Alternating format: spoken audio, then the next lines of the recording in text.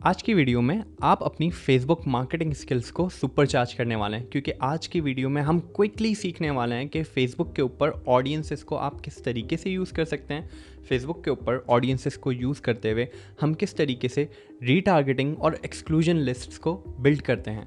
Retargeting और exclusion list क्या होती है, क्विकली मैं आपको ये बता देता हूँ। जब भी आप फेसबुक या इंस्टाग्राम के ऊपर कोई भी अपनी कैंपेन लॉन्च करते हैं और आप उस स्पेसिफिक प्रोडक्ट या सर्विस को प्रमोट कर रहे होते हैं, तो वो आपकी फनल के अंदर बहुत से लोग आपके ऐड को देखते हैं, आपके ऐड के साथ इंटरेक्ट भी करते हैं। जैसे अगर आपने लीड फॉर्म बनाया है तो लीड फॉर्म वो खोल के देखेंगे लेकिन इन्फॉर्मेशन सबमिट नहीं करेंगे। अगर आप ई कॉमर्स स्टोर के लिए मार्केटिंग कर रहे हैं तो लोग आपके स्टोर के ऊपर जाके प्रोडक्ट्स को ऐड टू कार्ट तो करेंगे लेकिन परचेज नहीं करेंगे।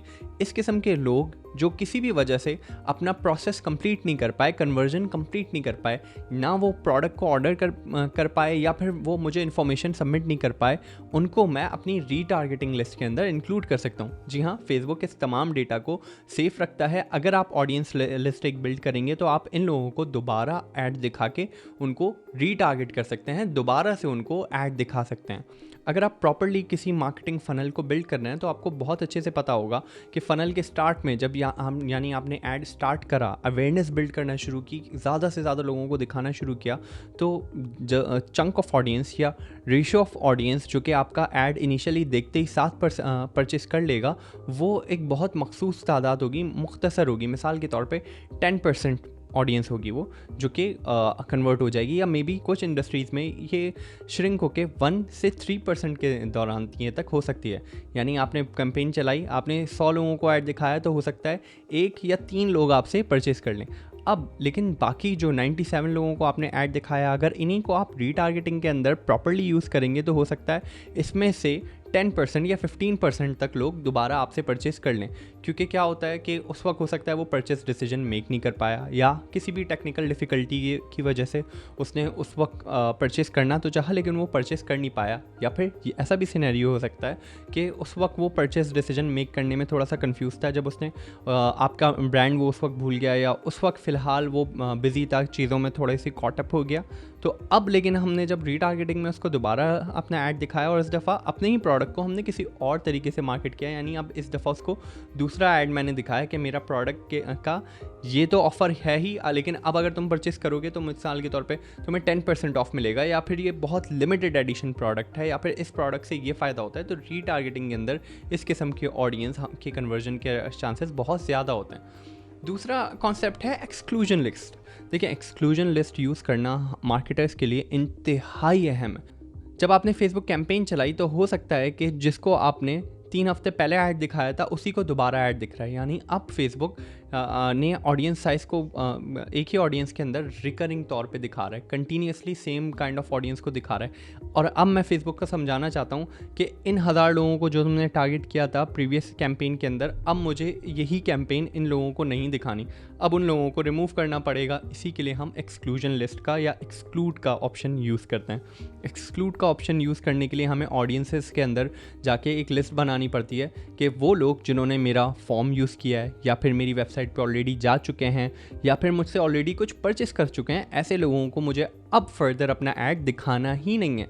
इसलिए मैं एक्सक्लूजन लिस्ट को यूज़ करता हूँ। दोनों को यूज़ करना और इम्प्लीमेंट करना इंतहाई आसान है। चलिए मेरी स्क्रीन पे चलें और मैं आपको दिखाता हूँ कि किस तरीके से इसको यूज़ करा जाता है। ओके, तो मेन बिजनेस मैटर सूट के ऊपर आ गए हैं। यहाँ से आके ऑल टूल्स के ऊपर आना है और यहीं पे होगा आपके पास ऑप्शन ऑडियंसेस का। स्क्रॉल डाउन करेंगे, यहाँ पे एडवर्टाइज के अंदर ऑडियंसेस का ऑप्शन है, इस पर क्लिक करेंगे, नया टैब खुल जाएगा।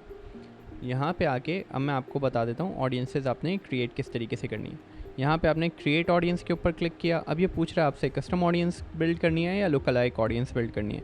कस्टम ऑडियंस की बेसिस पर ही लुक अलाइक ऑडियंसेस बिल्ड होती हैं। अगली वीडियो में हम लुक अलाइक ऑडियंसेस के ऊपर भी बात करने वाले हैं।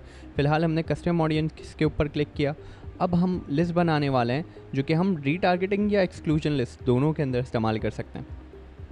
अब डेटा जो है जिसके बेसिस पे हम कस्टम ऑडियंसेस बनाने वाले हैं उसकी ये तमाम सोर्सेज आएंगी कि मतलब अगर आपकी वेबसाइट के ऊपर जिन लोगों ने क्लिक किया उनकी बेसिस के ऊपर आपको कस्टम ऑडियंस बनानी है, या फिर जिन्होंने लीड फॉर्म के ऊपर आपके क्लिक किया उनके बेसिस पे आपको लीड फॉर्म बनानी है, कस्टम ऑडियंस बनानी है, या फिर जिन्होंने आपकी वीडियो देखी है उनकी बेसिस पे बनानी है, या इंस्टाग्राम अकाउंट की बेसिस पे बनानी है। तो ये सारे आप एक्सप्लोर कर सकते हैं। मैं आपको फ़िलहाल लीड फॉर्म की बेसिस पे दिखा देता हूँ ताकि जो लोग सर्विस ओरिएंटेड इंडस्ट्री में काम कर रहे हैं उनका मेनली काम हो जाए। बाकी ये तमाम चीज़ें सेम ही तरीके पे ऑपरेट होगी, आपको एक दफ़ा सिर्फ प्रोसेस को समझ लेना है। लीड फॉर्म के ऊपर क्लिक किया, नेक्स्ट किया, यहाँ से मैंने पेज सेलेक्ट कर लेना है। जैसे मैं यहाँ पे करता हूँ शाह वजाहत मैंने सेलेक्ट कर लिया।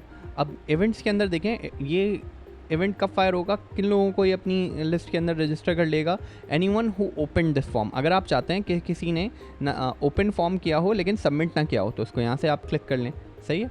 Account centre accounts who opened and submitted the form, अब इन दोनों में से आप सेलेक्ट कर लें। अब जैसे मैं मिसाल के तौर पे उन लोगों की लिस्ट बना लेता हूँ जिन लोगों ने फॉर्म ओपन तो किया बट फॉर्म सबमिट नहीं किया, उनको यहाँ पे ले लेते हैं। लीड फॉर्म यहाँ से आपने सेलेक्ट कर लेना है। अब जैसे मैं यहाँ पे अननेम्ड अनटाइटल्ड वाला फॉर्म यहाँ पे सेलेक्ट कर लेता हूँ। रिटेंशन यानी कितने अरसे का आपको डेटा चाहिए। अभी 90 बाय डिफ़ॉल्ट लिखा हुआ है, यानी लास्ट 90 डेज़ यानी लास्ट 3 महीने के अंदर जिन लोगों ने भी इस फॉर्म को खोला लेकिन लीड सबमिट नहीं की उन लोगों को मैं यहाँ से अपनी लिस्ट के अंदर ले सकता। अब यहाँ पे इंक्लूड मोर पीपल पे क्लिक करूँगा तो मैं क्या कर सकता हूँ, ये और वाली कंडीशन या एंड वाली कंडीशन लगा सकता हूँ कि भाई मिसाल के तौर पर ये तो लोग हैं जिन्होंने फॉर्म ओपन किया। अगर मैं लिस्ट बनाना चाह रहा हूँ जिन्होंने फॉर्म ओपन किया और फॉर्म ओपन सबमिट भी कर दिया, उनको भी मैं यहाँ से ऐड कर सकता हूँ, या मल्टीपल फॉर्म्स को भी मैं यहाँ से इसी तरीके से ऐड कर सकता हूँ, या मल्टीपल पेजेस से भी डेटा यहाँ से ऐड कर सकता हूँ। ऑडियंस का नेम लिख लेते हैं जैसे कि कस्टम और क्रिएट ऑडियंस कर देंगे। इस तरीके से आप देखें मेरे पास वो ऑडियंस सेव हो गई जिन्होंने लास्ट 90 डेज़ के अंदर मेरा फॉर्म ओपन किया है लेकिन सबमिट नहीं किया, ठीक है। इन लोगों को मैं अपनी रीटारगेटिंग लिस्ट में ऐड कर दूंगा, यानी अब एक ऐसा ऐड बनाऊंगा जो कि सिर्फ इन लोगों को टारगेट कर रहा हो जिन्होंने फॉर्म खोला हो लेकिन सबमिट नहीं किया। मैं अब आपको दिखा देता हूँ करना कैसे है।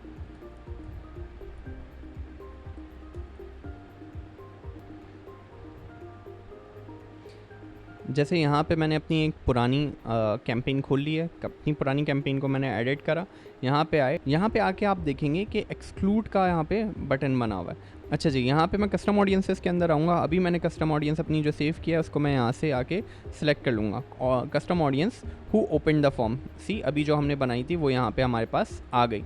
अब ये क्या है, ये वो लोग हैं जो कि इंक्लूड हो गए हैं मेरी टारगेटिंग में जिन्होंने फॉर्म खोला तो लेकिन सबमिट नहीं किया। अब ये उनको भी ऐड दिखेगा, उसके अलावा उनको भी दिखेगा जो कि इस लोकेशन के अंदर हैं और मिसाल के तौर पे जिनकी एज XYZ है, सही है। तो ये इन दोनों को ऐड दिखा रहा होगा। उसके अलावा मैं क्या कर सकता हूँ, उसके अलावा मैं ये भी कर सकता हूँ कि जिन लोगों ने फॉर्म खोल दिया लेकिन सबमिट नहीं किया, मिसाल के तौर पे फॉर सम रीज़न उन लोगों को मैं अपना ऐड दिखाना नहीं चाहता कि भाई उन्होंने एक दफ़ा तो हमें उसको सबमिट करा नहीं, दोबारा क्या करेंगे, तो मैं यहाँ से रिमूव करूँगा, एक्सक्लूड पे आऊँगा। एक्सक्लूड में आके यहाँ पे मैं आके कर दूँगा कस्टम। तो इस तरीके से ये क्या हो गया, एक्सक्लूड के अंदर आपने जैसे ही आ गया ना, अब ये एक्सक्लूजन क्राइटेरिया में आ गया। इसका मतलब क्या है कि इन लोगों को ऐड नहीं दिखाना है जिन्होंने फॉर्म खोला लेकिन सबमिट नहीं किया। इसी तरीके से आप अपनी ऑडियंसेस के अंदर आएंगे। एक ऑडियंस आपने बना ली, मिसाल के तौर पे कस्टम ऑडियंस बनाई जिन्होंने भी मेरा let's say Facebook page like किया हुआ है। जिन्होंने भी मेरा फेसबुक पेज के साथ इंगेज किया उनको मैं ऐड दिखाना ही नहीं चाहता। मैं मिसाल के तौर पे नए पेज लाइक्स का ऐड दिखाना चाह रहा हूँ, पेज लाइक्स लेना चाह रहा हूँ, तो इसलिए मैं यहाँ से कर लूँगा कि भाई यहाँ से सेलेक्ट कर लूँगा हु करंटली लाइक और फॉलो माई पेज। इन लोगों को की मैं कस्टम ऑडियंसेस मैं बना लेता हूँ, लाइक एंड फॉलोड पेज।